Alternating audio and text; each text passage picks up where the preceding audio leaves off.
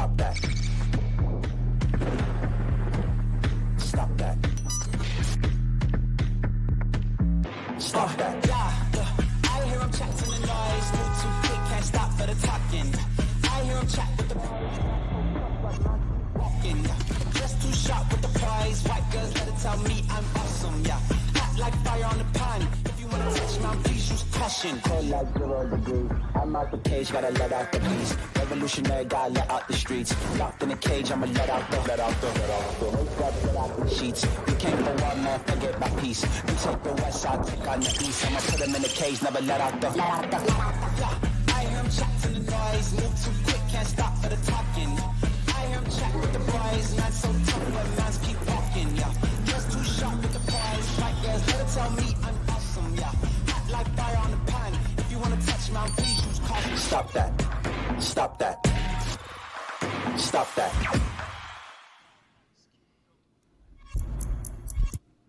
Izzy Gutierrez is in with us today. Did that go out on air, Chris Cody? Is that where we started today? With that was a callback to yesterday's show. Like we had so many things happen yesterday. Well I'm like, let's do it again today. Yeah, let's just keep doing that. Yes. It's always fun. One of my favorite things is right out of the gate when we just trip and fall on our face. Just what I needed. Somebody has written in here, Dan's unique talent is to make me want to disagree with him about something he supports strictly because of how obnoxious and whiny he sounds delivering it. Kicker is that most of the time I already agree with him. I do think that's my unique talent. I do believe that talent is something I have more than any other talent. Make people who agree with you disagree with you? That's right. Yeah. Just because of tone and not even the substance of what I'm saying. It's just my face. It's a Jedi mind trick. It's just the Le Batard one. This is also fair criticism, I think. Dan is wild. I don't think he's ever just said, I was wrong, without some elaborate explanation as to why he actually wasn't wrong. Everyone else is just too simple to understand his deepest of thought processes. I believe that's also correct. It is. What do you mean you believe? Well, I'm not sure. To say that it's correct would be to admit I'm wrong. You confirming it doesn't prove anything. You do a lot of, oh, I'm sorry, that's not what I meant. This is what I meant. That's correct. The part that you think is wrong, that's not what I meant. I just meant the parts that you think are right. But I did want to talk about something to start the show here today, because I'm always talking about the fact that I think that sports media coverage cruelty makes it so that it's very hard to simply celebrate greatness in sports conversationally.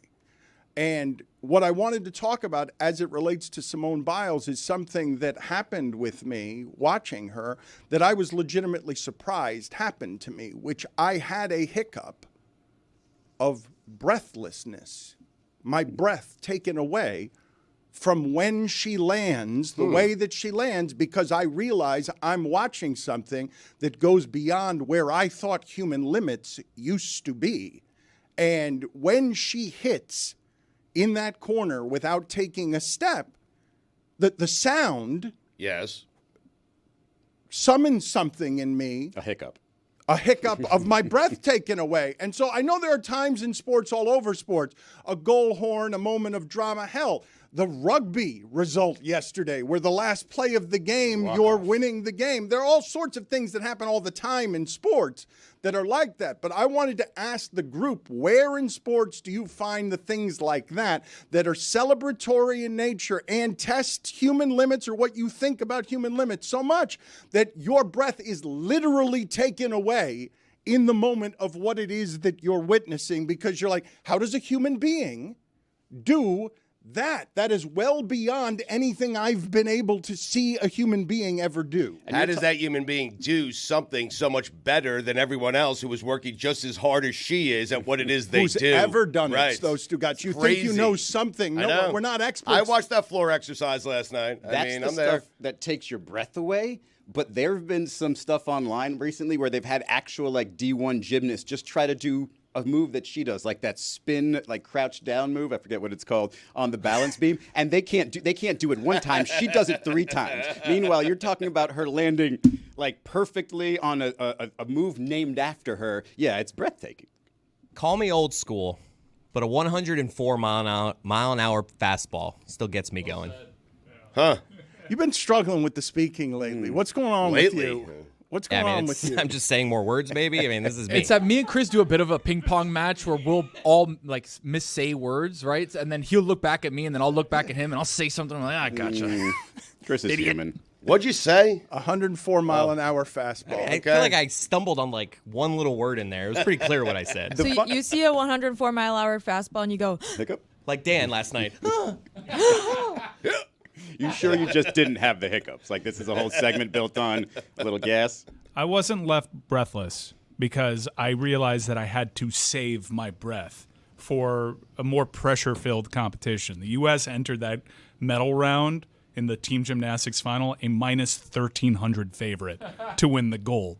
In fact, if you watch her routines, for her, which is, I mean, the curve that she's established, she played it kind of safe. Yes, the difficulty level, especially with the floor exercise, is way up there. But if she'll step out of bounds or if she won't get as much height, like these are things that she was playing a little bit more safe with her routines with. They had the goal wrapped up. So, like, Right. there was an interesting moment in which when she was on the floor, because we all know what's hovering over all of this is the pressure and what happened at the previous Olympics. There was a moment where she just basically has to avoid a total disaster, and they win the gold. But all the other rotations stopped, and all eyes were on her. And it took something that already has a fair amount of pressure, just made it way more tense. But for me, I'm saving my breath for like the all around the individual competitions, because the competition is going to be so much more heightened, and the pressure will correspond with that. They talked about it. Her and Jordan Childs talked about when they knew they won the gold, and that was when Simone hit her vault. Because that was when they were like, oh, okay, we're not going to have flashbacks to Japan. She's going to be okay. And that's all she has to be is okay, and they're still going to win. I don't know if any of you guys watched the latest documentary with her on Netflix. I liked it. I thought I'm watching it was the Peacock one. Okay. Yeah. Okay. This one, it's very much like, the sprinter one, the receiver one. It's all sort of cookie cutter. But this one, the thing that got me about Simone Biles is I always thought of her as this perfect, like, athletic robot, like this princess, like, because obviously they started at such a young age in gymnastics, and she has been so good, almost robotic in how good she is. This humanized her in a way that made me say, oh, wow. Like, I'm going to feel the pressure for her more than I did back before I knew her. Because I thought she was just, again, this freak of nature who can do this at a moment's notice with no practice. Even after her bailing on the last time we saw her have to deal with pressures of this kind and saying, I'm not going to do that, I feel like I'm going to get physically hurt. It felt to me like a computer glitch, that. Especially because there was no fans, everything was different, and so it probably felt different to her. And I was like, oh, okay, they'll reprogram her, she'll be fine. But then watching that and seeing just the lack of confidence that comes up even when she was younger, even when she knows that she's the best in the world, all that is just hard to fathom when you're as good as she is. But yeah, it humanized her in a way that made me feel a lot more pressure for her in these games. It was kind of a relaxing experience to watch, to know that they kind of had it locked up, because I have a strange amount of connection points as a 38-year-old white Hispanic male who can't do anything near what she can do, but was in front of microphones, was defending her, was someone that suffered with performance anxiety and self-doubt and panic and all that stuff. So I was already locked in and fully invested, but also as someone that has provided all that context, just an admirer of the competition, peak athletics, and actually conquering your demons, I reserve my breath for what's to come later on. And I wasn't totally blown away by it because she had to play it safe, and it was a team competition. The rules are totally different. But the team competition, to me, and I'm curious what Jess thinks about this, is because you mentioned your age. And so to me, like, I came up with, Mary Lorette, and I mentioned it yesterday, and how difficult it was for the U.S. women to reach the top. And now that they've stayed there for such a long time, something of a gymnastics dynasty, if you will, Jess, how do you see that? Because I've always seen it as so stressful, so difficult, and that this team has overcome so much, whereas now it just feels like kind of a cakewalk. yeah, I would say that this team is definitely peerless, I guess you could say. Like, they won by 6 points, and then I think the bronze was another 7 points behind that. So they really didn't have much competition, but you still have to go out there and actually perform and do it, which that in itself takes so much strength, and especially given all of the horrible scandals in U.S. gymnastics over the last 10 years, just knowing that these are athletes that have been through that and have seen like the really ugly side of gymnastics too.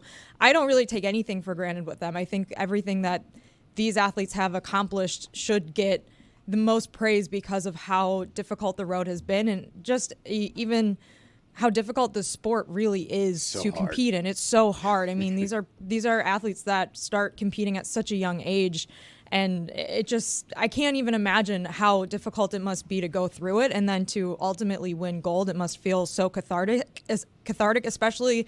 I'm glad it still feels that way. Just waiting. Because for me, for somebody who's been watching them as so great for so long, I thought that maybe you'd take it for granted. But No, I'm glad you don't feel that definitely way. not. And especially because there were former gymnasts that were formerly competing for the U.S. that did make negative comments about this team that these gold medal winners heard and internalized and then kind of threw back at in their faces. I thought that was another really nice way to end it too. Given what she dealt with and all the other people that don't follow the sport whatsoever, forcing their takes, and it became something that spiraled into just a mass scandal. I, much like kind of Megan Rapinoe with the pressure with the World Cup, because there was all sorts of political stuff going around her, I wanted her to reach the top to shut everybody up. And for Simone, I want her to have a situation where she's challenged, where everyone can acknowledge, wow, how is she going to do this? Not only is everyone bringing their game, but she also has to battle herself in this moment, her physical and mental. She has to overcome all of that. And I kind of want to see those moments play out as an admirer of her, admirer of the amazing things these people can do that I have zero connection point to. I want to see that. You heard their team name, right? Why is this music playing right now? It's our Olympic music. It's our Olympic music. Golden Girls. But what are we doing? Is it Golden Girls? That was what she said was the official tune. Oh, okay. Wasn't it F around F around and find out, is it? Felt like Fafo? this segment needs a bed. That's what I was thinking midway through. Cool. Yeah. Well, at least because it's not a every- dangerous topic, kinda, to like have a bed interrupt you in the middle of your take. Because everyone's being. We're put talking about, to like, mental sleep health. by it. Talking about Olympics. Did someone say Dynasty? I didn't hear anything else, but I did hear Dynasty. Was there Dynasty talk? There's a dynasty. Really? It's the women's dynasty. Wow, yes. I love a good Dynasty.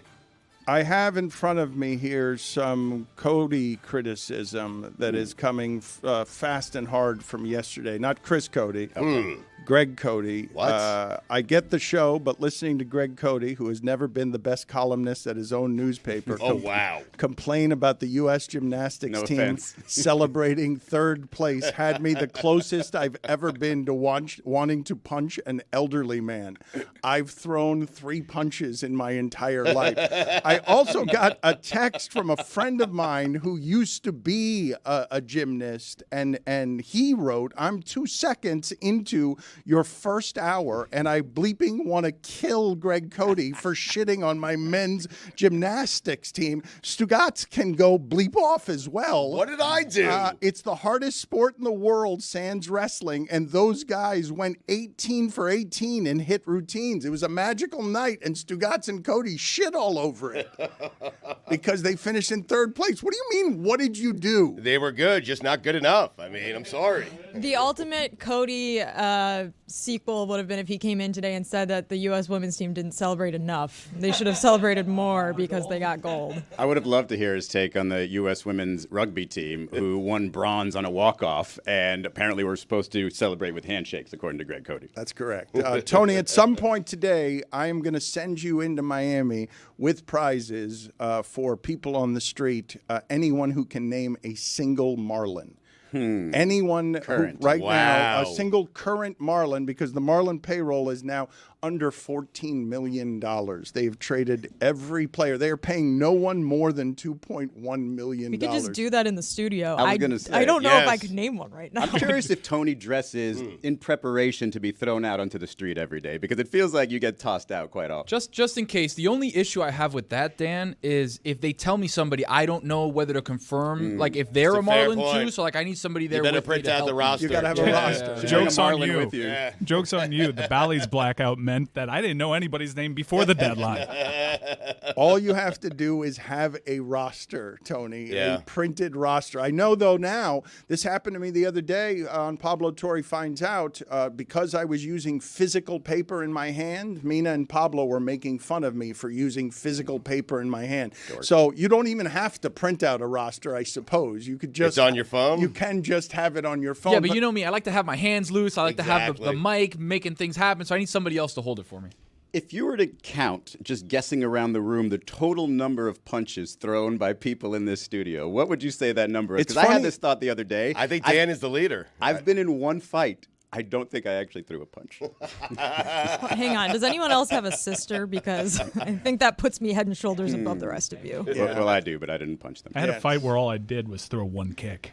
So not a Yeah. punch. No, I've thrown punches in a fight before too. Like But- a Masvidal? But like, yeah. No, I knocked the wind out of some dude in elementary. Ironically enough, his name was also Mike Ruiz. Wow. Yeah. Just a kick, though? Was it like Yeah, a I was a black belt in Kempo. Couple of Mike Ruizes. Cutting it up. Kicking it up. He charged me. He was So it was a front charged me. kick? It was no, like, it was just like a little side kick that I put a little something on and he knocked the wind out of him. Little extra. Boom. Yeah, Fight nice. done. King of the Mike Ruizes. you guys were That's what we were fighting about. making fun of me because of the hiccup of the breath taken away, but only Chris Cody gave me something that actually produced that feeling for him of awe in sports. Because the reason I bring it up, right, I was making fun of Stugotz and Cody yesterday for being so hardened about having seen so much sports that they can't muster enthusiasm for a third place finish in the Olympics because it's not good enough for them because they're world weary about sports. The same can be said of me, and I'm surprised that it snuck up on me that way because I know what I'm watching. I know the greatness I'm watching. I know that this has no precedent. She's older than a girl now, right? She's married. Yes. She's 27. So yeah, but okay, sorry. So I didn't I know her age. it's easy to do that, especially in that sport. But like, there's a 33-year-old Brazilian gymnast now. Like, much like sports medicine and science has advanced in other sports, it's happening in gymnastics as well. And you're seeing much older athletes than you used to. There's a 39-year-old who's leading our basketball team. He's playing great. He's playing as well as he's ever played. I'm starting to wonder if he's going to play in the LA games. Seriously. 4 years from now. He's already said he's not going. not, He yeah. said he's not. That's what he says now. We'll see what happens. Keep the door LA open. is hometown. Keep the door open. We'll What else see. is he Get gonna Bronny on the team. I mean, how about that? Wow, that would be quite the accomplishment. Not just get him into the NBA, but get him onto the Olympic team. Whew. Over Jaylen Brown. Over Jason Tatum. Chris Cody, do you have for me the sound of you trying to say 104 miles per hour? Yep, right here. Must feel so cathartic, especially. Well played. That is not That was right. me hiccuping That like is Dan not last night. Fair. Breathtaking. You don't have then the sound of you. All right, I saying have it. 104 mile an hour fastball. You screw up mile an hour one time, tough and one. you can't talk. Gotta about slow it. the tongue down a little bit. I don't think it's a ridiculous thing to say or experience. Sports take my breath away all the time, but I guess it was just so academic for them to win the gold that I couldn't bring myself there. You want to see her in pressure moments, right? But you're saying you'll get that in the individuals. It's kind of weird because I do, but I don't. Like, No, you do. I don't want to see her tested that way, but I want her to shut everybody up. It's kind of weird. Like if it does bring up a performance anxiety and she has to overcome that and she succeeds, that's amazing. If it becomes too much for her, I don't think anybody wants to see that or have those conversations again. So I don't know. Here's what I'm rooting for. Her to do awesome. Her to overcome everything. Yeah, but with and for no her to be challenges, Mike? No. I want her to be challenged. I want the pressure to be there. I feel like that was like from the Olympics 4 years ago. I'm hearing like some like Asian influence here. It's very distracting. Mike, I think her challenge is going to be now just being in the individual competition and not having the support of her teammates, not knowing that, hey, my first two teammates nailed their routine. I just have to be average and we'll be good. She's got to be probably at about 90% to win the all-around for her comfortably. And that means one fall on the balance beam, one sort of tweak of her calf on the floor, and maybe she doesn't do, that first run to completion. So I think there's definitely pressure on her now, a little bit different, but I think that team competition really settled her. Don't you guys think she wants that pressure? She wants to challenge herself. She's one of the great athletes we've ever seen. Yes, yeah, she's saying all the right things. To see if she can overcome it. If you've watched any of the content around it in any of her interviews, she's saying all the right things, and she's excelling in her field of play. But she's not overconfident. She's not selling herself as like this NFL guy. Oh, I'm the best receiver in the league. She's being honest, and that's what I love. That's what I feel like I learned from her in that Netflix doc that I feel is continually coming true now. She is just not the perfect human being, the perfect athlete. She's got things to overcome as well. Yeah, and it's a unique prism to have the conversation about performance anxiety in athletics too, because everyone would acknowledge she's the best. Mm-hmm. Like you can understand if someone's chasing Simone, like why they're feeling performance anxiety. But it was really difficult the last time we had these conversations for people to wrap their head around her specifically feeling performance anxiety, and that's why you had a lot of people coding what she was doing as quitting. It's not just that she's the best. It's that now that Serena Williams is retired, I'm trying to think around sports where I find someone who's that much better than anyone around them anywhere. Like a level of dominance where... Asia Wilson this season? Yeah. She's playing insane. And the U.S. women's basketball team, they won on Monday against, was it Monday or Sunday? I can't remember. Against Japan. Not their best shooting day.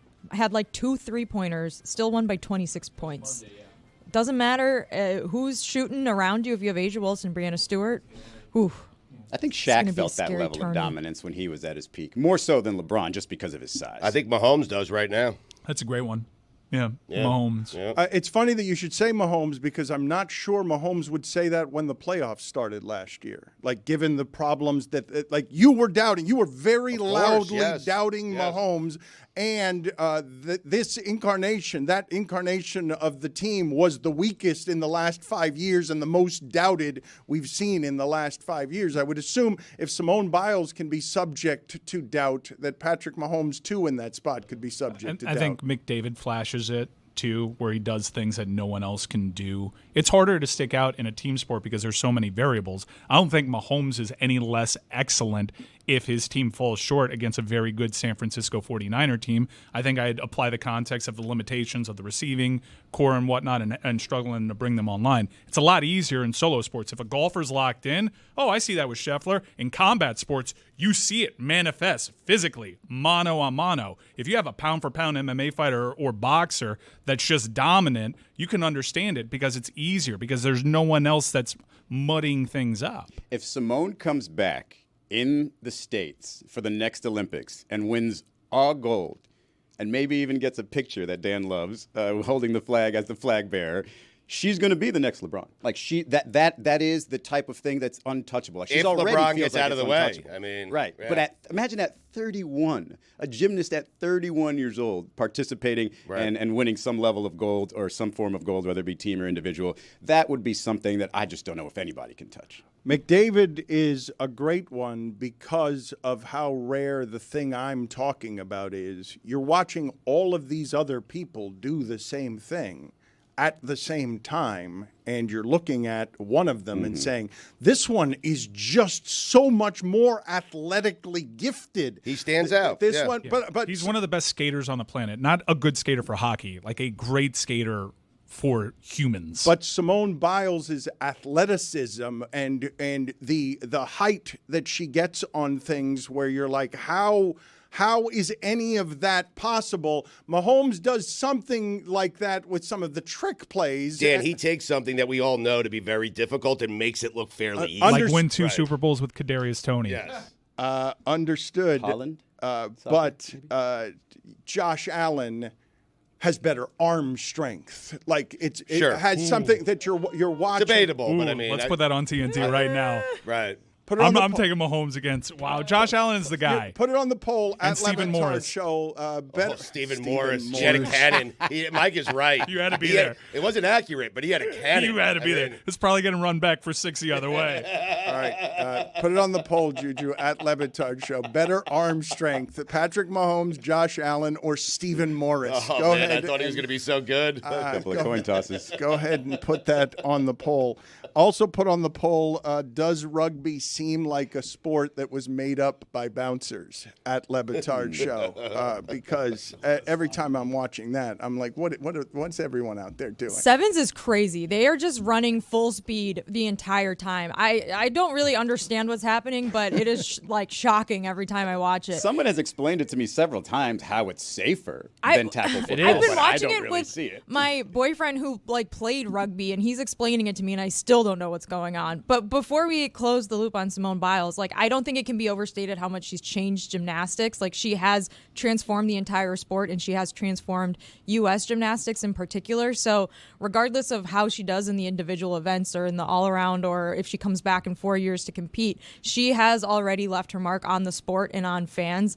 And like there's really no accomplishment that she needs to now complete to have her name as the like predominant name in the legacy of U.S. gymnastics forever. Oh, but she's got to win.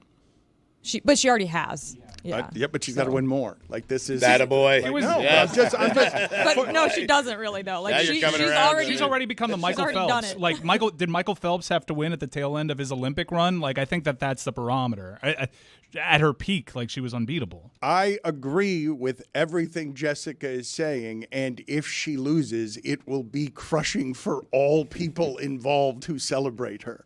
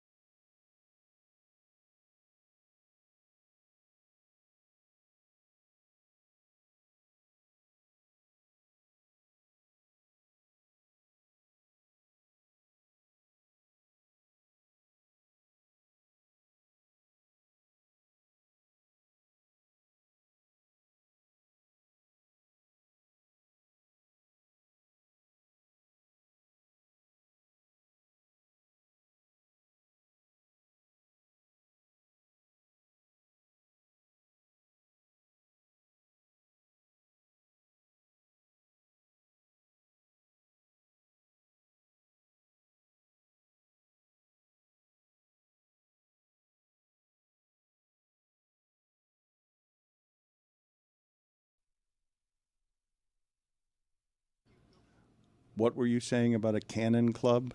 There's a website called cannonclub.com, NFL's greatest arms. I have their rankings. They have Mahomes number 1. They have Josh Allen number 2. They have Favre 3 all time. Stephen Morris not on the list. The Cannon Club. You guys are very comfortable saying that Mahomes has better arm strength than Josh Allen, and I thought it was just an understood consensus that Josh Allen has the biggest arm in the sport. I didn't think that was even something up for debate, and it's no knock on the on the arm of Mahomes, obviously, but I just simply assumed that no one can throw the ball harder and farther than Josh Allen. Yes. All right. You know what? Flip it. Minor penalty, 2 minutes, stumbling. Michael Vick threw a ball out of a stadium. I Did we forget that? that. You know what? Did we forget that? I brought that up the other day. I was thinking that Michael Vick had the greatest arm that I'd ever seen. It wasn't accurate, but he had a cannon. Best lefty man. arm? Vinny had a cannon too. Is it me or does Lamar Jackson look like he flings it like a frisbee? Like if he really let it go, he could toss it 70 yards if he wanted. He's like to. one of those guys. He doesn't have he looks like he would have arm troubles. They need to bring that drops his competition elbow. back. I miss the old quarterback So club much fun. competitions. And the pants. Bring You that gotta back. the pants. Zubaz. Uh-huh. Wait, Mike, what was it? Like, refresh me here on It quarterback. would be during the Pro Bowl. They would make just a specific TV special that would air on ESPN. Like if you got home early from school one day, you would see Jim Harbaugh throwing a football that had blue powder at the end of it at a bullseye, driven by like some dude in a golf cart. That was the best. It really was. That's how you could tell Dan Marino was the most talented quarterback just by the way he walked around those other guys. He knew he had the cannon. You he would knew. learn- It was like Larry Bird in a 3-point contest? Yeah, All right. the quarterback club went away in the late 90s. They need to bring that subdivision of the NFLPA back. Just redo the posters of the quarterback club, all wearing like Zubaz and jackets. The throwback God, hats. do that. Yeah, Quarterback Mahomes club. could never throw it out of the stadium like Vic did. So wait, just to be clear, that was a Powerade commercial, was it not? Nope. No, it's real. This was real. Yeah. Oh, okay. Threw it completely out of the stadium. So you're saying Mahomes could never do that? They're saying here on cannonclub.com that Mahomes has thrown a football 85 yards. Allen 80 yards. I don't know if that's the way you measure who has the the best arm, but I It guess seems it like is, a pretty right? good way to measure Yeah, it. how would you gauge it? By literally measuring it. The size of their arms. Will Levis to me. Cannon. If you squint. So if you throw it harder but shorter distance, you have a bigger cannon than if you throw it farther? I think distance is the key, no? Well, I think distance, the key is can you put some touch on the ball? Do you get a running start? Is this the Stu, rule what should are you be doing? 5-step drop. Yeah, 5-step drop. Breaking fine. down arms. And just like one step into the throw. You can't get a running start. That's for a different competition. Kyle Bowler threw from the 50-yard line on his knee over into the goalpost, past the goalpost. Different competition. It is. That's Yeah. a good Truck arm, though. shot. Stand still. All right. That's a name, though, for the quarterback club. Kyle Bowler. Very tail end. You could kind of recognize I him. mean, That's you're when on you a knew it knee was and you falling can throw it apart, into though. the field goal post. Like, come on. What's wrong with the Cannon Club? Hey, Dan. Hey, Dan. I wanted to get back to something that happened with Stugots yesterday when we were talking about this competition, show Olympics that we're doing, and somehow, and I don't know how this happened exactly, I've been ensnared in the swimming portion of the competition. But when I left the show yesterday, it made me laugh, this idea that I neglected to see when we were talking about it. In the spirit of Stugotz and Greg Cody always overestimate their own abilities and underestimate the abilities of great athletes, Stugotz actually said the key to our race is he and I getting to the wall and spinning and going the other way. Oh, yeah. And I'm like, you think we're actually going to speed up and do that well? You think that that's something that I am. you and I are going to do well? Are you even going to know when the wall is approaching? That is correct. My eyes are going to be see. closed. I'm going to be holding my nose, swimming with one arm. I had the same thought, to be fair, because like the moves that they do to turn and then push off the wall, they're very choreographed. It's And the hardest thing in sports. It's probably one of the hardest things. Other than the butterfly looks terrible. I would never want to do that one. Seriously, it's so slow. It looks so awful to do. Every other stroke, fine. You could sell me on the backstroke. You could sell me on the freestyle. I don't know how they do the butterfly. I don't want to be stroking it that way. You guys aren't going to believe what just happened in here. He pantomimed the butterfly stroke and then muttered "ow" under his breath because he's been complaining about his arm for about 2 weeks, saying he's got some sort of pain that makes me think that he. It scared me a couple of times that his arm hurts this much because arm pain can suggest in people of our age some heart difficulties. The ticker is doing just fine, Dano. Just fine. We may have to cancel this swim meet, though. I mean, Didn't they also say they could get a point? Greg Cody said he can get a point off of a Olympic ping pong Stugotz player. said that he could do Stugotz that. I did, yeah, a little slice backhand. I mean, You wouldn't Not the touch guy I ball. was watching this morning. Oh my God, his serve was crazy. Jessica, not anybody. He cannot get a point on anybody who's winning an Olympic gold medal. We said that the last time, and then the 6'11" tennis guy whose name is escaping me right now. Riley Opelka. Riley Opelka. I returned to serve. with a cigarette in his mouth. Yeah, yep. He's not an Olympic medalist. That Last is time I not checked. the Although he's same. on the comeback trail and he looked good. Really? Yeah, he was out for basically 2 years. Bad injuries. Way to go, Stu. I took care of him. You ruined him briefly. You keep saying you returned to serve. Did you actually play the point out? Because you're talking about winning a point. I in returned ping the pong. serve. He hit it back. I hit it into the net. All right. I mean, So you point lost. over. Yes. Yes. When are we ever going to do? He thinks he can make 6 or 7 penalty shots against an MLS goalkeeper. I'll let him do it against Mike and not get 6 or 7. Is he allowed to drone? Is the goalie allowed to drone scout where the kicks are going, like Canada has been? I don't telegraph. I mean, I can tell you that much. I look one way, I kick the other way. I mean, you'll see. Don't tell us That's that. the telegraph, Well, Stu. listen, just don't tell the goalie. I mean, That's the note that I have on my water bottle. yeah. Looks one way, goes the other. So if the goalie is listening, he'll think that I'm looking one way and shooting another way. But I will look the way and then shoot that way. Now I've got to throw it figured out off. Sure, he's PK. never dealt with that. Can we have a basketball court here in the Elser. Is there anything, do you want to give us any of your basketball bragging that anything you can do that we can actually test during the show? Because we've been wanting to do this goalkeeper challenge for about 10 years. We actually had it set it up a couple times. Stugots didn't show up. That's not We had people willing to do it. Is there anything basketball related that we can test during the show today that you would be willing to say that you can do that I don't think you can do? I mean, I'm open to anything. I will tell you that no one has hit more threes in the history of Long Island basketball than me. So if you want to send me out there, if there's a three-point stripe, I will go out there, Dan. If you give me 20 shots, I'm guessing I hit 10, you know? Now, this was- 50%. This was a very College three, by the way. Are you This being was- defended? This was a very easy thing to look up and prove false, which it right. has been several years with this lie. Yes, this lie is not in any way 6.5. true. You had my coach on. I mean, You made 6.5 threes? I had 6 1/2. It's a record. You had Steve Shackle on, my coach, Coach Shackle, Shaq. I love him. You had him on to verify it, and he did. I mean, he said I had a sweet J. You guys were all there for it. Mike was there. Chris was there. Was a Dan, you were record. there Was a record. at the time. Chris, can we please find, I don't know if it was the first year of Long Island basketball, the first year in the history of Long Island basketball, first game played in the history of Long Island basketball. Can we find out if they can get us in the gym here so that we can just see Stugots at some point during the show, post-game show, take 20 shots? I don't think he's going to make 10. 50% from 3. Yes, that's what he's College. saying. Yeah, you delivered on yeah, the you okay. delivered on the free throw challenge that Thank we you, did Mike. at the Heat facility across Yes. the street not too long ago. I took 100, right? Yeah, and you made more than you missed. I did, With- yeah. yeah, that was a- I made that like was a bit. 60-something, yes. Yeah. That's right, Jessica. You're That's a different thing. you should be unimpressed by that. Yes, it's wildly unimpressive. But for him, and where the bar was, and I was running. he cleared it.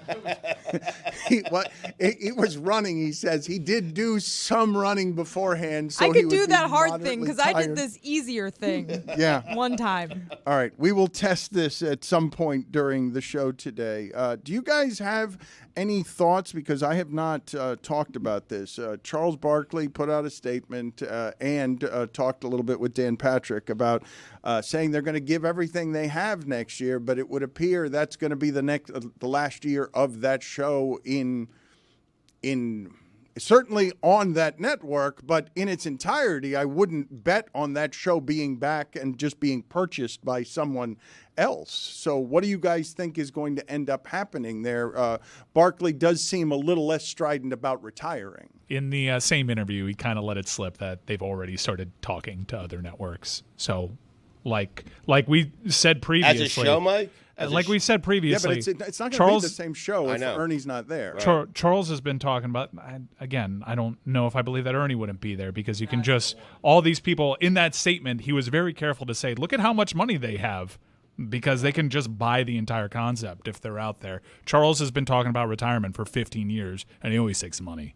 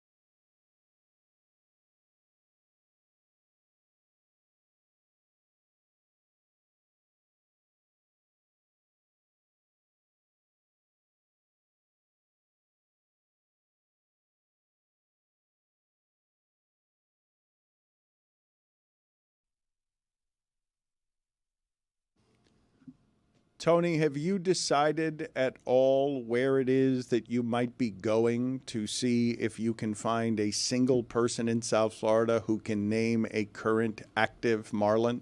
We've got a couple places under consideration, Dan. I think we might be going to Las Aguacera. Maybe somewhere on Bird Road, get the real feel of the people. But again, that may be a tomorrow thing. I'm very busy today. I'm actually editing the entire show as being in the show. It's very difficult. At first, he was like, "Can I just go out there in our studio because I got to edit today?" No, I want someone to do this today. Today is the day to do this because the Marlins have a payroll that I just can't fathom. Like, I can't believe in 2024 this is a major league payroll. Well, it's not a major league payroll. It's a minor league payroll. In fact, Samson, let me ask you this. What is the cost of a AAA team? What am I paying in salaries for a AAA team? I'm dead serious.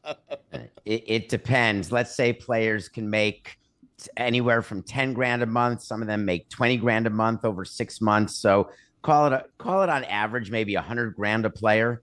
And you can multiply that by 25, 26 players. Okay. So you're paying more. You're not being fair. You're not actually counting the Marlins payroll right. I can't believe I'm going to defend the Marlins, but I will.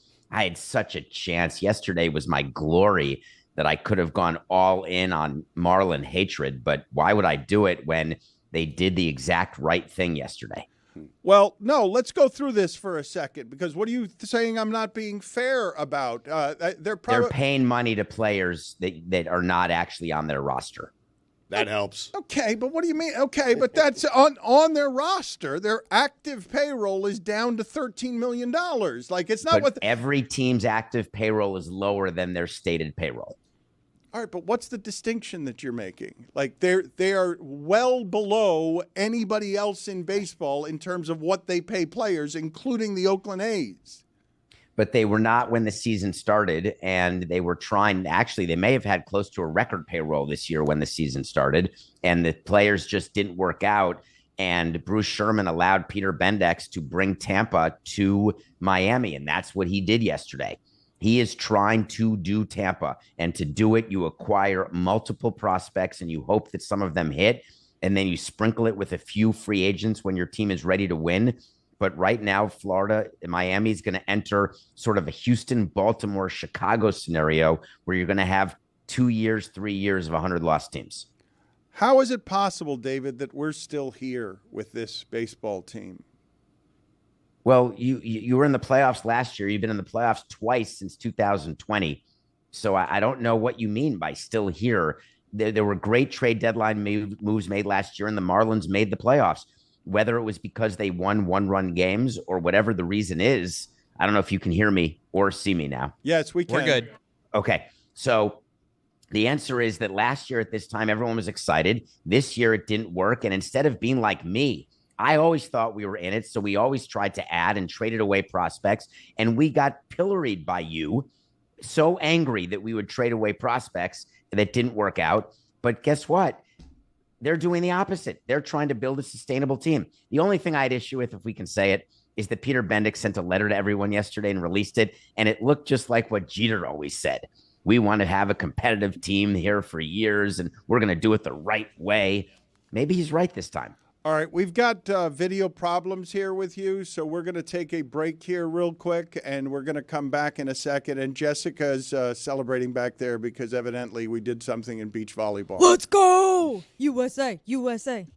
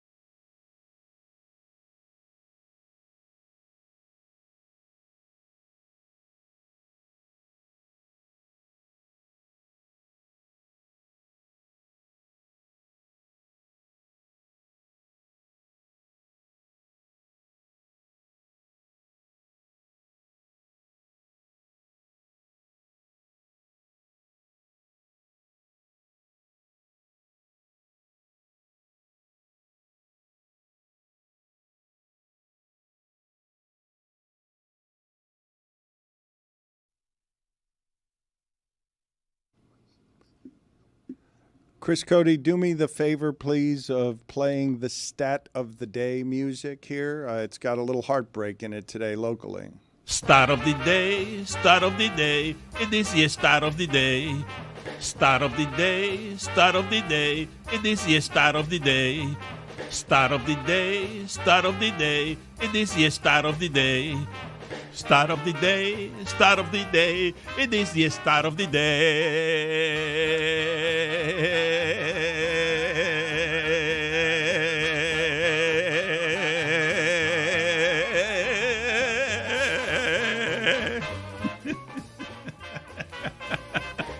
Jazz Chism became the first Yankee to hit 4 homers in his first 3 games. It's never happened before. It's a pretty historic franchise. One of them was against a position player. Yeah. Okay, but in 403 games with the Marlins, Jazz had 3 multi-home run games.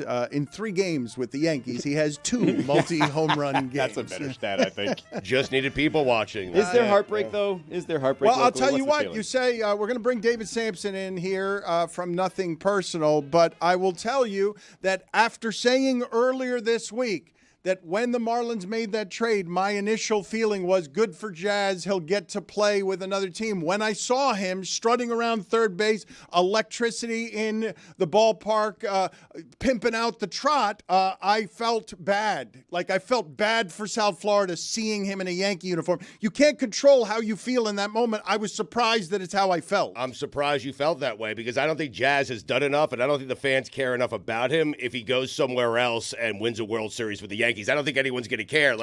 For me, Sam Darnold, who the Jets drafted, he is now the starting quarterback in Minnesota. If he turns into a great quarterback in Minnesota, that is a reason to be upset. That's a reason to be sick to your stomach because you had him as a Jet. He went to Minnesota. He turned into a great player. I don't think anyone cares about Jazz Chisholm down here. That's not true. Oh, come on. You think he has some sort of attachment to the city where people care that Jazz is doing it in New York? People who care about the Marlins. What do you mean? What do you think, Sampson? What are your thoughts here? I rooted against every single player I ever traded. And I wanted them to get off to cold starts. I wanted to be proven right as quickly as possible. And believe me, the Marlins brass, as they watch what Jazz has done, they'll rationalize it by saying it's only a few games, and they'd be correct. Overreaction is exactly what you're doing, but the stat is the stat, but it's not what you want to see. You want to see your pitchers get rocked, and you want to see your position players go into a slump, especially with what the Marlins did yesterday, which I believe is great for the franchise. And I never had the guts to do what they did. Not what you want to see. You want to see me of doing. And believe me, we did a bunch of redos. Yesterday really was one of the great one-day redos in the history of a franchise that's had a lot of days. Stugots, why would you think that Marlins fans, Jazz Chisholm is not only their biggest name player, but he's the only national star that they had. He's the only thing that they had that had personality and marketing behind it. First of all, David is speaking from a president of a Major League Baseball team standpoint. So, of course, when he made a trade, he would root for himself to win that trade. Doesn't want the player to perform well. I understand that. I just don't think Marlin fans, he wasn't traded to Philadelphia. It's not Atlanta. It's not the Mets. He's in the American League playing for the Yankees, and I don't think he did enough down here for Marlin fans to be glued to their television, sick to their stomach because he's hitting home runs in the Bronx. It can just hurt. It doesn't have to be glued to television, sick to stomach. I like Jazz, but I'm in the grand scheme of Marlin fire sales, I'm with Stugots. This one doesn't even make the medal stand. Right. This is like we traded away Ozuna, Yelich, and Stan. We traded away Gary Sheffield. This is nothing compared to those. The only thing, and I'd like to see hear what David has to think about this. The only thing is because he's young, if he does turn out to fill his potential somewhere else, could that have happened here? But if he turns out to just be maybe a 1-2-time All-Star, has a nice little career there with the Yankees, I don't think anybody in Miami or South Florida really cares about Not just young, though. Fun and interesting, too. It's not Average. just young. He's average, Dan. I know you're excited about him because he was on the front of the show. That was all Jeter doing that. All the talk of Jeter being his idol, and it was all ridiculousness. Jazz needed to be traded off this team, and the fact that he was given to the Yankees, whatever happens with the Yankees is fine. He's not the star. He's not the center of attention. He's gotten off to a good start, and that's going to maybe give him the false sense that he's the center of some amount of attention.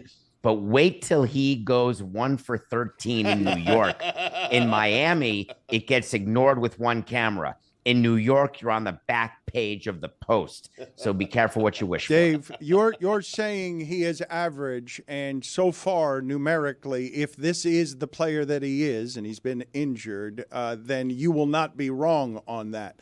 But I'm not wrong when I say rare is the player that has that kind of power at that size. Rare is the player that has the skill set that this person does. He can grow. His potential is bigger than his production has been thus far.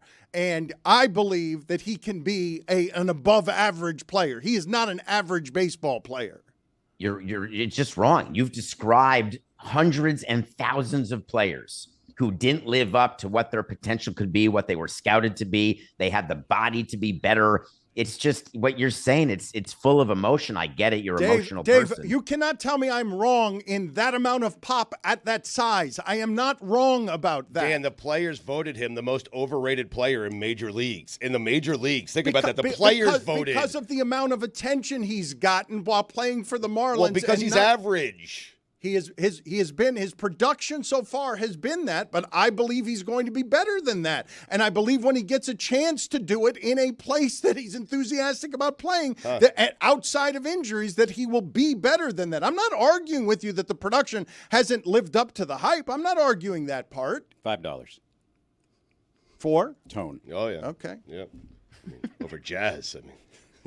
I can't believe the hill you're going to die on is the Jazz Chism hill. You and Billy. It's staggering, the fact that you don't really have any discretion when it comes to your hills anymore. You and Billy really care about this franchise, and I kind of recognize being the lone angry voice, like why isn't anyone caring as much as I do? And I think that's where you're at with the Marlins. I mean, they were blacked out here in the market on a major carrier for most of the season. That goes understated. And most people were like, it's fine, better off that. And they were in last place. But they didn't break up. This wasn't me trading away great players. This was a team trading away last place players. Let's not exaggerate what went on yesterday. Yeah, and I think my detachment from the Marlins was exactly what Mike said. It was them not being on TV. I'm not going out of my way, paying extra to watch them. It was a detachment, as far as I'm concerned, as a fan, while they were doing good, because I couldn't see them. You guys can be detached all you want about the fact that they've killed baseball down here so thoroughly that Chris Cody is like, yeah, I'll take a beating. It's not as bad as all the other beatings I've taken. I'll take this beating. This beating seems like it hurts less because it's not my entire outfield. But we are a last place team, Dan. Like, Right. what are they building around Why here? keep them? Yeah. Like, if we were in contention, I would agree with you. But it's just there's like Tanner Scott, Arise, and Jazz Chism. It's just like, yeah, fine. It's the lone thing that I miss about being a Browns fan is that nothing can break me. I've seen it all. Exactly. Nothing can hurt me Yep. worse. Achilles, 4 plays in. What do you think of the trade deadline movement in general, David? I love it. Listen, when they changed from 2 deadlines to 1, here's a little nugget for you. There's no August deadline anymore. So this is the final deadline. What your roster is what your roster is right now. And MLB did it trying to win a day. And I think they won the day. There were 30 trades made. The Olympics were going on, yet people were very focused on all the movement in baseball. And you try to do it. Roger Goodell is the king of this. He wants to win a day, and he finds so many different ways to win days. And this one was for MLB. No, they weren't, David. No, we were all watching the Olympics yesterday. Come on. Well, split screen. Simone Biles was performing. Suni Lee, Jordan Childs, Goosey's, by I the was way. updating X all day, waiting for news. And it's funny, before social media, the way we got trade information on trade deadline day is we'd watch either ESPN or MLB Network, and there'd be a ticker But really, the way you do it on the inside is you get a computer list of the rosters of teams, and you see players being blipped off one team and being added to another team. But yesterday, all you had to do was press refresh, and it was horrible because my For You timeline was all political. Is anyone else having that issue? Yeah, I'm trying it's to follow almost as if baseball. they're fixing it that way. There's no way. I stay off the For You timeline. Do you believe? What do you do? Just the following? Just the You following. got to do My following. little chamber. That's the default position For You, and they're very clearly trying to manipulate the election. I can't deny that. It's horrible. But the problem is I don't follow enough people, so my following is just full of nonsense. So I'm going to do better. Maybe I need a list of people I should be following. I also don't like when you update your Twitter and you get the same 10 people trying to be first to something, but then they have to give credit to the same guy. So you're seeing the same thing 10 times. I got to find a way to get rid of that too. While we're on the topic of tech, if you have a Yahoo email address or a Yahoo password for your fantasy leagues, go ahead and change that. There was a big data breach today. What are they going to learn? What else is Like new? my favorites, like my keeper? I'm numb to the data breaches. I get things in the mail that my data's been breached, and I used to have people ready to be hired in order to fix things and change things and It would get a stop new your Social day. Security. Yes. Now I throw it away. Like, what, you think anyone's going to change their Yahoo password because of a data breach? Every time I get a text that says, "Hello, Jose, how are you today?" I was like, "Oh, another breach. What? I wonder what it is this time." Samson, stay there. We're going to come back with you in a second. I want to talk to you about what Inter Miami is doing because they're raising ticket prices again. What are They're you lying to you. What are you smiling about back there, Mike? Why are you smiling about raised ticket prices? It was a banner day for Inter Miami. They got a lot of news, some of it good, mostly bad. We'll get into that with David Sampson next. But it seems as though the people that are paying for Messi aren't Brighton, who just bought a player. It was a great bit of business from Inter Miami. It's the season ticket holders. You're paying for everything. That's right. That's how that and one you're works. getting less as a bonus. Yes. Look at that. And look at how that smile on David Makes him Sampson. so Look happy. at him. Yeah. Look at how radiant he business. is. And you're schlepping to Fort Lauderdale. Asshole.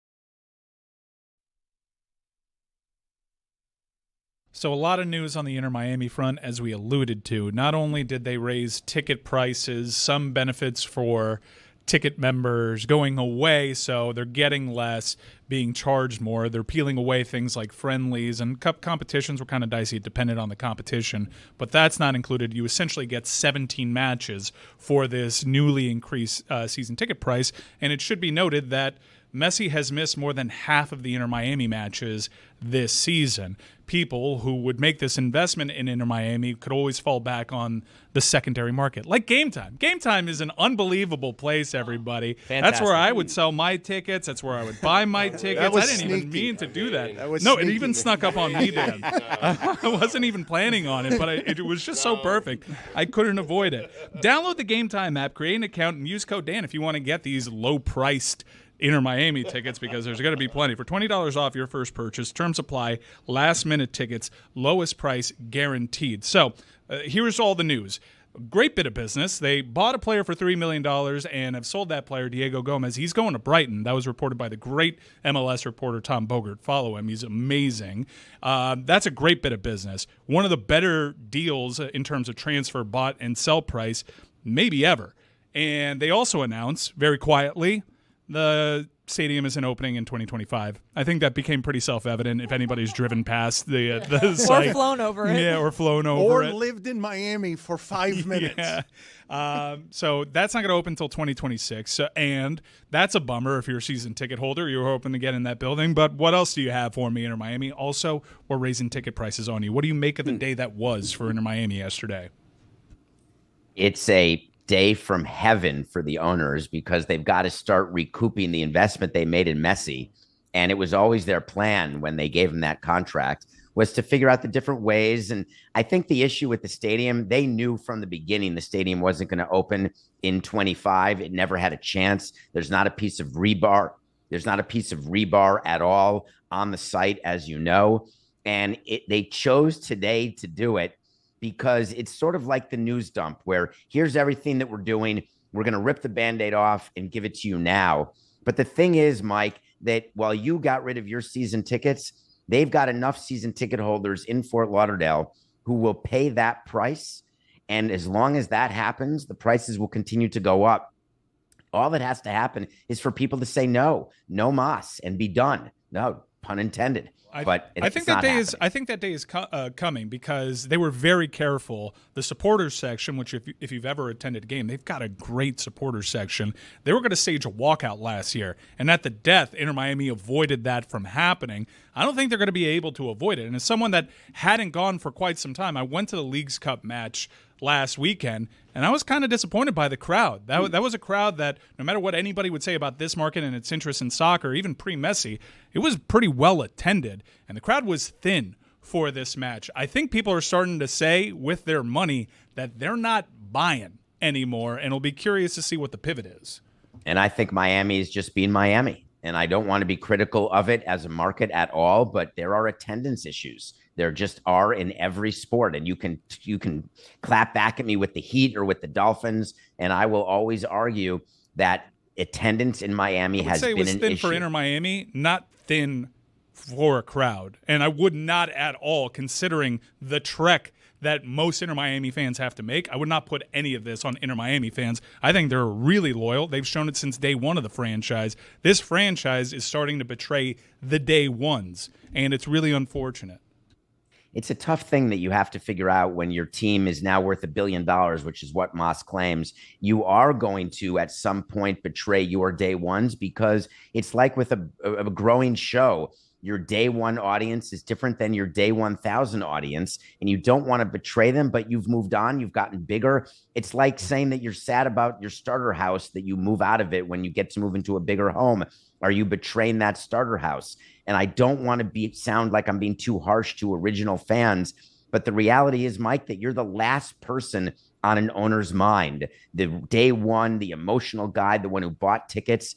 And I'm just trying to give you some truth here. You're just not the focus for the sales department or the owner. Mike, I'm curious if you would have felt this way if Messi hadn't gotten hurt, if he was playing in that game, in the Leagues Cup game, and it had been the full sort of rowdy crowd that you expected. Were you still thinking that it's on the verge of, I guess, some sort of fan collapse, if you will? I don't think they're on the verge of a fan collapse. I think that they're going to, I think that from what I'm gathering on social media, I don't think they're going to be able to avoid a supporter walkout, which are optics that I know for a fact they desperately tried to avoid last year because they didn't want those.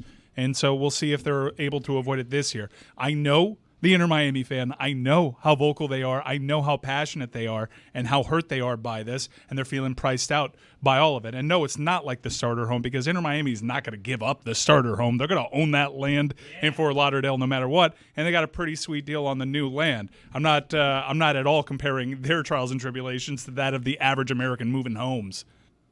I would say that supporter walkouts, if you look at the EPL and look at soccer overseas, there's supporter uprisings all the time. And they're hugely effective to the point that they broke up trillion-dollar deals.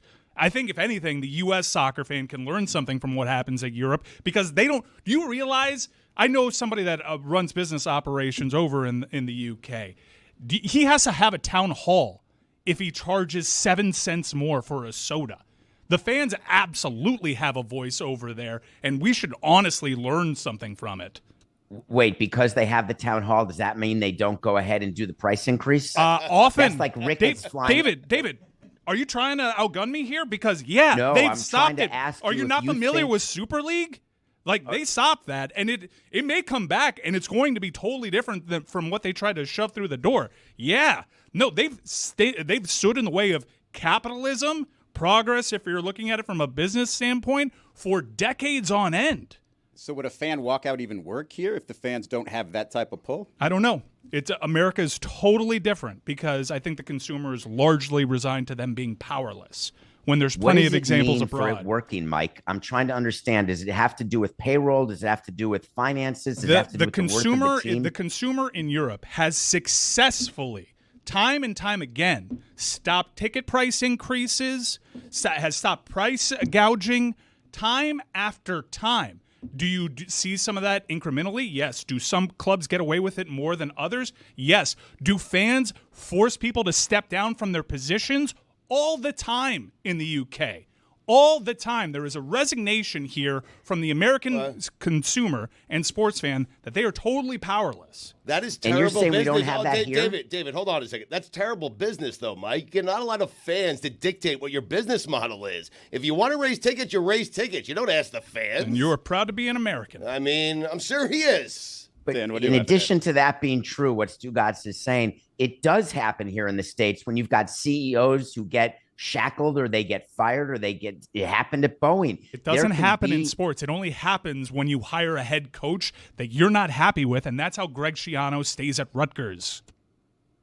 Mike's doing a new thing here, David, where he's got a coffee mug and he's slamming it as he's yelling at you, and Dan's just cracking up. And I'd like to know what Dan's We're out of cracking up the about. paper cups, so now I'm a coffee mug guy with tea in there. But I do like the visuals of that. It's night and day. It is the rights of the very consumer. different. I know some of the same people Mike is talking about, and they are very careful about doing stuff like this to their fan base over there. They run scared of their customers. The customers do have a voice that South Florida doesn't have. But when you criticize attendance in South Florida, and that's certainly very easy to do, what do you do with the fact that the Heat have sold out every game since 2010? It's like the fourth longest streak ever. That is a fact. Well, don't get me started on how to get a sellout streak, but the Heat do deserve credit. They have had a sustained period of multi-generational success with different sets of players. They have run their organization in a way that no one else in Miami has been able to do. Frankly, very few teams are able to keep a competitive window open as long as they have. Of course, what happens when they're not in a competitive window and when they're in the lottery, will they still be selling out? And there were times when they had to curtain the upper deck when they weren't getting sellouts. So there are roller coasters and ups and downs. Congratulations. The Heat have had this sustained open window, which is amazing, but it's hard to keep those open forever. But you're blaming attendance in South Florida on South Florida, and I'm giving you an example of, well, if you run your organization right, it doesn't seem to be the same attendance Look at problem. what's going on with the Panthers. They're truly sold out. Crazy demand because they finally fixed what was going on up top.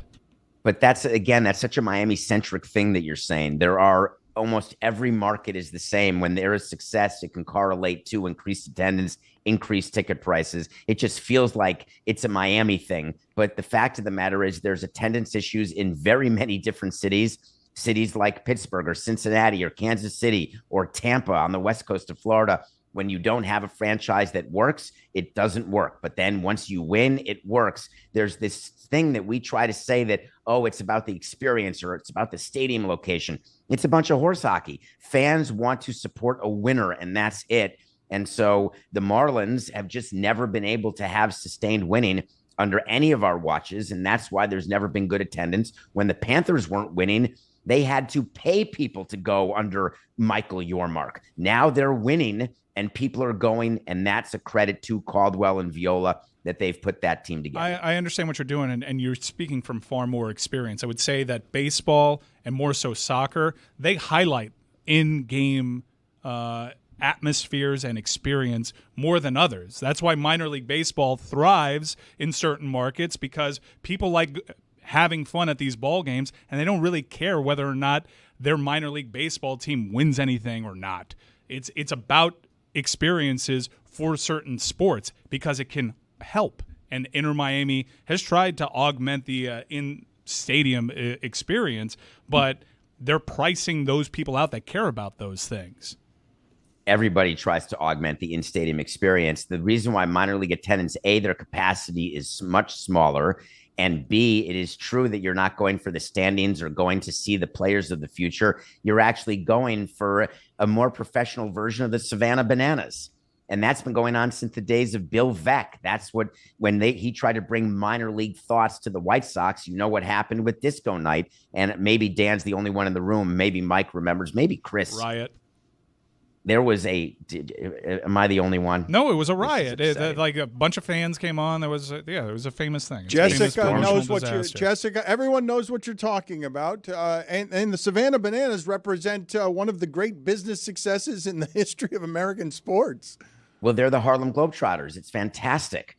They travel around and they put on a performance where it's not about wins and losses. It's not about knowing who's on the team and being upset when a player gets traded or not signed to a long-term deal. You're simply there to be entertained. And in professional sports, we always used to say, we're in the entertainment business. We want to entertain you. And that's a line that I would use all the time, but my fingers and toes would be crossed because I said it because I wanted it to be true. But when you're in professional sports, you're in the winning business. That's the only business you're in. Before we get out of here with you, what do you think of the idea or the discrepancies in how it is that countries pay their athletes?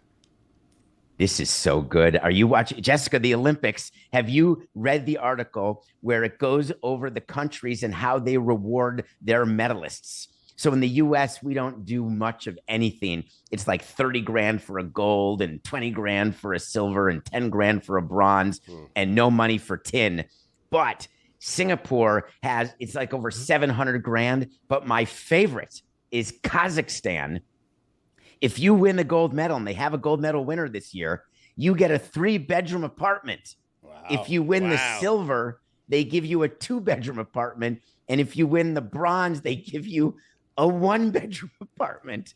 And the reason I'm laughing is that, of course, the apartment's in Kazakhstan. It's not like it's in Tribeca or it's in somewhere like in the village. Can we negotiate? Of course, the U.S. can't do it, but there's all sorts of funny things that medalists get. The United States should be appalled at its treatment of its Olympic athletes because it's Agreed. pretty much the only developed country that doesn't actually fund its Olympic programs. That's why you have Flava Flav actually sponsoring some of these athletes and these sports, because it's all private sponsorships. And as an added bonus, the NCAA is trying to add it as a pork tax to this settlement and make the student athletes actually pay for these Olympic programs as opposed to the government actually stepping up. But we're winning like 200 medals every single Olympics. I mean, if David was in charge, he wouldn't be paying that much money either. It's really embarrassing that we don't fund these programs. What kind of tax is that? Look, I know what a pork tax is. Pork barrel tax is. It's pink an earmark. meats, Where Chris. you Yeah. hide Sounds delicious. something. You just hide something inside of a bill and try to shove it through. You can say it's not kosher, but at the end of the day, the reason why we win so many medals is we have so many great athletes who want to be Olympians because they find a way to get paid other ways or to be satisfied other ways. The quickest way to increase pay is for us to be at the bottom of the medal list. Then all of a sudden the U.S. would step up. What is the movie you're reviewing for us this week? Dirty Pop. Oh, I saw that. Old dirty Lou Pearlman. That guy's so bad, or was so bad. Yeah, spoiler alert, was. Lou Pearlman is a man who started Backstreet Boys and NSYNC. And he looks a little bit like someone who would start Backstreet Boys and NSYNC. And you wouldn't realize until you're watching the 3-episode arc on Netflix that he was a criminal, a Ponzi schemer, and an overall bad guy. And you see Justin Timberlake as a little boy. You see the Backstreet Boys when they start, and you're thinking this could be a feel-good story. And then you realize it's called Dirty Pop. and boy, was he dirty. And it makes me sick. So I don't want you to watch it because you're going to lose faith in our system. You're going to lose faith in all the adults who try to do good things for good people. And you're going to be cynical like me. Do not watch it. But just know that the guy who started Backstreet Boys and NSYNC was a pig. Well, hang on a and second. he is now Didn't dead. he, at the heart of it, just really, really, really want to make boy bands? Because he didn't actually make all this money. He just wanted to repeat what he really liked doing. Absolutely not. He was supporting a Ponzi scheme where he was living a lavish lifestyle based on people investing money in BS companies and then having the boy bands perform for them. And God knows what that means. Could have done that a lot of Apparently ways, it's but just he really had a fandom for boy bands. Like that's the one thing about this show that was wild to me is that whole era of boy bands that affected my life and so many people here was started by this gentleman, and he was largely responsible for all of it. Don't watch the documentary. Seems like Izzy's a fan. I mean, David, not of Lou Pearlman. Not if you watch this documentary, you cannot We be. wouldn't know who Justin Timberlake is if it wasn't for Lou Pearlman. And Give we'd him a all be little better bit of off. credit. the man speak. He was in the Mickey Mouse Club, is he? What are you There's a talking lot about? of Mickey Mouse Club members that don't make it that big. See you later, Samson. Good talking to you. I will remind the audience, Nothing Personal is a daily podcast that is skyrocketing because he does a lot of subject matter that most will not touch. Thank you, David. Good talking to you. Take care. I wanted to continue here with something that we got into because you guys are in a funny place with the Marlins that I totally understand. And it is the worst place for a sports franchise to be.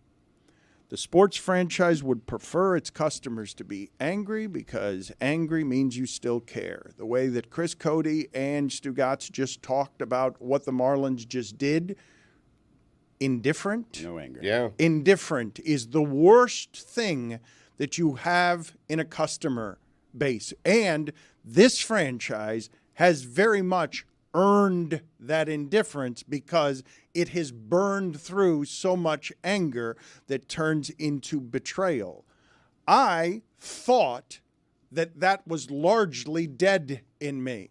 And when I saw Jazz Chism rounding the bases, wearing the Yankee uniform, reflexively, I did not want that to exist in me. Right. I got bothered all over again, and it feels to me like how the argument with your wife or husband that's not actually about leaving the toilet seat up, but Sure. all the other resentments. Right. My anger about the Jazz Chism thing isn't contained within Jazz Chism because I can make all the logical arguments for why it is you should trade for prospects and rebuild the whole thing. Burn it all down with every value that you've ever had.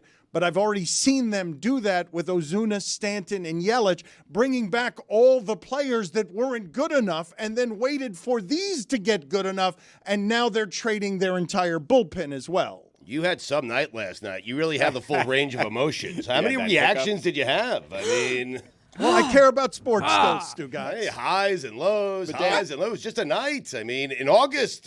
What are You're we a doing? 1%er when it comes to Marlin fandom, right? You were there from the beginning. Baseball's in your heart. Like that feeling that came back to you that you didn't expect.